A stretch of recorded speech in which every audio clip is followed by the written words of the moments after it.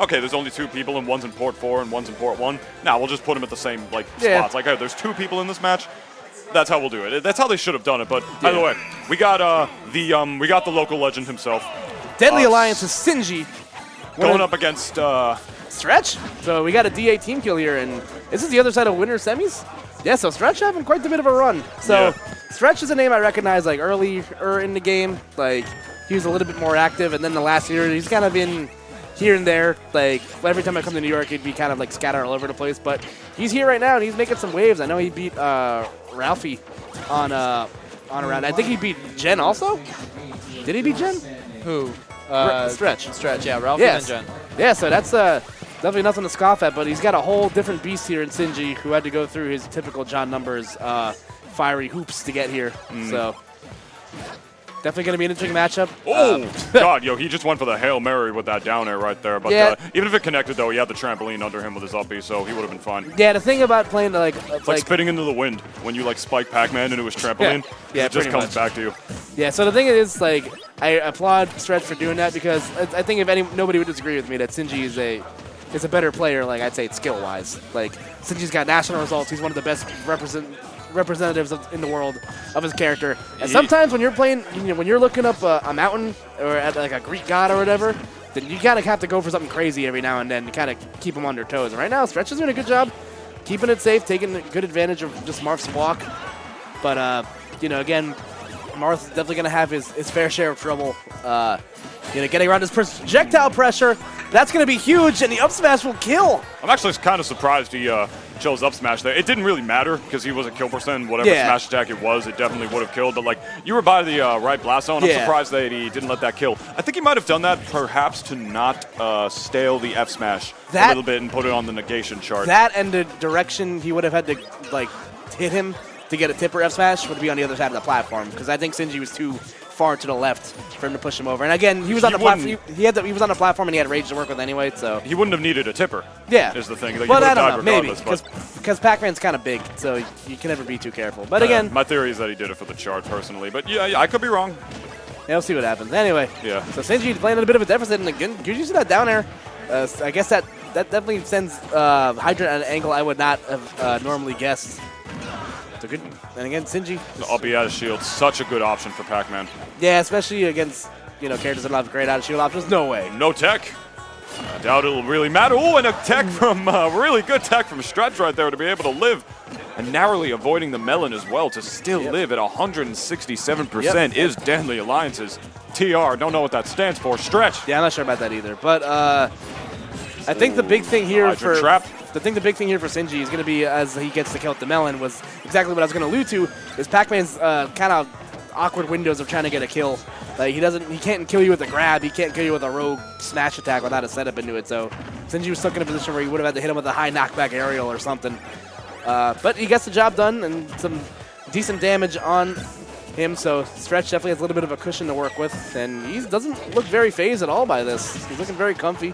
Yeah, he's doing a pretty good job of rushing down Pac-Man when he has to. Because this is what I always say whenever I commentate any set that has Pac-Man, which happens pretty often here in New York. Yeah. Whoa, that was cool.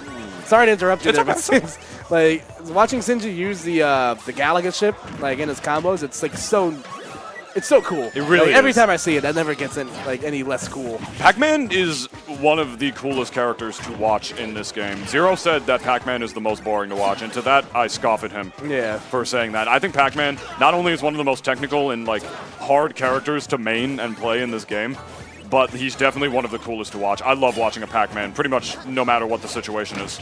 Yeah, it's pretty awesome. That forward air narrowly doesn't take the stock, actually. That barely didn't kill. And that back air missed tech from Sinji again, actually, to secure game 1 for Stretch. Yeah, good stuff from Stretch, man. Again, not looking phased at all. And Sinji, nodding his head in approval, missing that tech. And a couple things he could probably work on there. Not sitting in shield as often, being a little bit more alert on the trigger finger.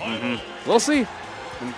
Gotta give a shout out to that shirt that Stretch is wearing. That's a nice shirt. You gotta give shout outs to both of their shirts right now. I mean, Sinji, he doesn't always do it, but most of the time he rocks that sick hoodie in tournaments with the ghost on him. You see that, true. like on that patch and everything. And he's also got the Jack with the Goku symbol on it, so Sinji's definitely got the aesthetic on fleek. He's also got the Galaga. He's also got the Galaga fighter jet thing on as like a beady or whatever it's called, cool. A bead that he carries around with him. A perler bead. A perler bead. Thank you. That's what I'm looking for. All right, so Town and City is going to be the stage choice here. Going to give Sinji a little bit more room to work with, some more dynamic platforms. And it's good that he's got room to work with as well, because what I was going to say before I was so rudely interrupted. Yeah, you're welcome. Yeah. Is that Pac-Man? He's not playing a fighting game. He's playing an RTS. Yeah, that's what he does. Pac-Man needs time to set up his neutral B, which is pretty much a huge, if not the most important part of his metagame. Yeah. There's that, and he needs time to set up his hydrants, set up his traps and everything. He just needs just a little bit of time, as that footstool to hydrant was actually really sick, to set up all the stuff he needs. Even with the bell, which is how Pac-Man gets a lot of his kill confirms, it stuns them for a second, and Pac-Man needs a little time, which is what the bell gives him to be able to kill. Yep. So what you want to do against Pac-Man is that you really want to rush him down. You don't want to give him time to set up his defenses, to set up his base, to let him do anything he has to do, because once you do that, you've, in a sense, partly neutralized him as a character. Yeah, you pretty much hit the nail on the head, Nintunis. You got to play at a certain space against Pac-Man. You want to get in his grill, because what's he going to do, grab you? Like, ooh, spooky. Maybe that's why they didn't give him a good grab. I'd hope so. Maybe that's what their logic was for giving him that abysmal thing. It was either, my theory was either that, or they figured oh, but no, his grab is broken. He can reach through the hydrant. As that up air takes the stock. I swear to God, that was their logic. No, that was an apple. That wasn't the up air. Oh, that wasn't an up? Oh, I must have looked away for a second. It was an up apple. Le apple. Shouts to Coney. Yeah. That video still makes me laugh. Yeah, that's pretty awesome. But, yeah, again, Stretch is doing all the right things you got to do against Pac-Man. You got to get in his grill. But it looks like Sinji's doing a good job just kind of staying within that range of Marth you want to be within. He's keeping himself out of tipper range. He's parking a lot underneath him. Good job on the spot dodge to avoid getting hit again by the neutral B that Stretch has seemed so fond of so far. Yeah, he's been using that a lot, and maybe it's because he noticed that Sinji has been shielding a lot. But I don't know. Maybe he heard you when you were talking about that. I mean, maybe they are sitting right on the other side. That's true. So. But they are wearing headphones, so maybe I'm not talking loud enough. We'll see what happens. But right now, Sinji is looking really, really comfy right now, and he's exactly in the position any back wants to be in, and that'll do it. Wow. Yeah, and a clean 2 stock, not even at safe percent. It was one below it actually. Yeah. For Sinji, taking that game too very cleanly with his how do I say this patented Pac-Man. Patented Pac-Man. Kind of reminds me of Looney Tunes. What is that, one of the baseball episode, when he says, watch as I paralyze this perplexing palooka with my perfectly perplexing pitch. Something like that. It's a lot of alliteration, with the... it's been a minute since I've seen the Looney Tunes. I definitely it's been a second or so. I remember those, Cartoon Network commercials that they... I remember those Cartoon Network commercials that they did where they literally, they pictured, they drew, Bugs and Daffy as, Greek gods, and, all the current, modern cartoon characters from Cartoon Network were, going to them as, sages and asking them for advice. And I'm like, you know what? That's actually, I appreciate the metaphor they're going for with that. That's really cool. All right, so Stretch taking his time to think it over as we await this third game, because we are indeed still in a best-of-3 territory here. Yes, we are. So. Winners, semis. Giving Stretch a lot of time. That's his thinking face, apparently. He puts his finger right there on his cheek, and he thinks about what he's going to do. What do you think he's thinking about, Devin? Spaceville. Spaceville. Thanks for not muting me again, Devin. Yet. All right, so... Just does it immediately. All right, so here we go, folks. The set point on this winter semis will be played on Lilac Cruise. Now, I'm not going to be, and I hate to talk about myself for commentary, but there is a Pac-Man player from New Jersey. His name is B-Man. Yeah. And I was playing with him in friendlies one day, and he put the trampoline down on Lilac, and I went through the trampoline, and I didn't fall through the stage. They did patch that out, but I was standing inside of the trampoline, and it wasn't touching it or affecting anything. I was standing on Lilac, but I was inside the trampoline. Yeah, I was standing normal, and that was this patch of the game. Oh, shoot, that happened. Okay. I'm sorry to interrupt you again. Why do the cool things keep happening literally right when I turn to you? What happened? Probably because you're taking too long to talk. Apparently, yeah. What happened? All right, so he threw the apple, and because all the fruit has set trajectory, the way that it bounced and the bounce of the stage almost stage spiked him, but the trampoline was right there. So oh, God. That's probably why I think Stretch chose to go here. I feel like because the tilt of the stage will affect the trajectory at which the fruit flies at. So it's going to be a little bit harder. Sinji's going to have to think a little bit more about like the, his item resources and how he goes about throwing the fruit per se. But yeah, like I said, there's definitely some funny stuff that can happen here. Jersey's not too strict of Pac-Man knowledge. There's B-Man and Hippo Knight are the two that come to mind. We have so many Pac-Man players in Tri-State. It's really uncanny. Yeah, why do bad things happen to good people? Is another one that comes to mind for PA. But, Stretch going for the haymaker with the forward smash. Going to come up a little bit empty. Still maintaining this percent lead right now, trying to punch his ticket to winners finals. Oh, did you see that? That down B actually put him on the platform with the tilt. The tilt was actually a little low, and like the jump height from the down B actually set him on the platform. That was pretty cool. Yeah, that's what I mean. Like the trajectory in which you go at on these stages is like with Pac-Man and how he responds after he uses his items is going to be very, very weird. But the forward smash will connect, and Sinji strikes first. Let's see if Stretch has an answer back.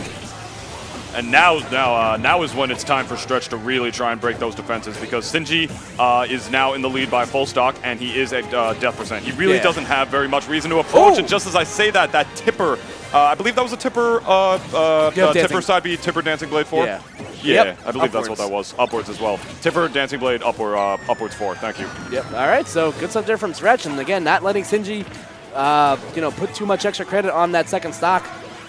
That's what you got to do, man. Against a player like Sinji, you got to be able to keep it close, because you want to make him sweat a little bit. Good, and Stretch has shown he's not afraid to use the Galaga items either. And again, the Galaga shift just doesn't travel when you throw it into this ledge. That's very interesting. Not when it's tilting downwards.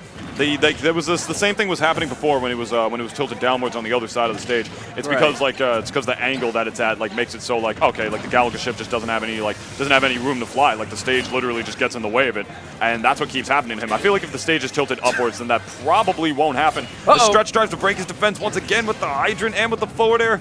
Yeah, but gets landing up air for his troubles, and again doing a good job managing the stuff. Oh my goodness! Not a tipper. That could have been it if it tippered.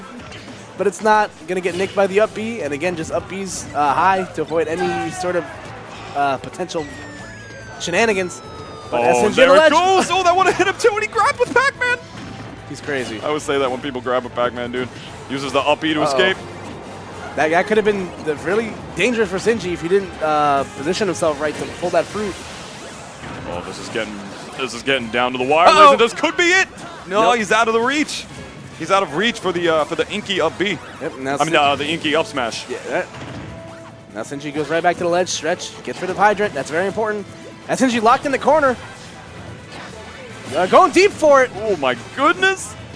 Oh man, this is anybody's game, ladies and gentlemen. The kill percent is on for both of these guys. Hydrant's on deck. I think tipper up tilt will be enough to kill. Oh god, he still has the bell in hand, and that is going to do it. And that's it, as Sinji moves on into winners finals over Stretch. Oh, and both of them laughing about it, knowing how great of a set that was. Stretch slapping his legs a little bit and then laughing as loudly as he possibly can. That was beautiful. Let's take a look at this again, ladies and gentlemen. He grabs the bell, rolls over and gets it, and pretty much just runs up and Diddy Kongs him. Yep. That will do it. So good stuff there. What a close set. Good stuff there from Stretch. He's guaranteed himself at least 5th place here, so that's good.